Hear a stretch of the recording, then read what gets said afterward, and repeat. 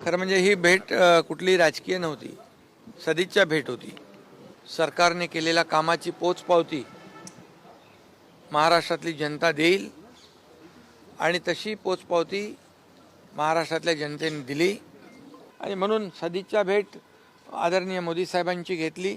मोदी साहेबांनी देखील सांगितलं महाराष्ट्राच्या विकासामध्ये कुठेही काही कमी पडणार नाही. केंद्र सरकार आणि आम्ही सर्वजण गेल्या 2.5 वर्षात जसं तुमच्या पाठीशी उभे होतो तसे यापुढे देखील आम्ही पाठीशी आहोत. खरं म्हणजे ही भेट कुठली राजकीय नव्हती, सदिच्छा भेट होती. सरकारने केलेल्या कामाची पोचपावती महाराष्ट्रातली जनता देईल आणि तशी पोचपावती महाराष्ट्रातल्या जनतेने दिली आणि म्हणून सदिच्छा भेट आदरणीय मोदी साहेबांची घेतली.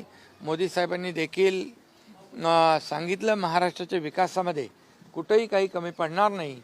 केंद्र सरकार आणि आम्ही सर्वजण गेल्या 2.5 वर्षात जसं तुमच्या पाठीशी उभे होतो तसे यापुढे देखील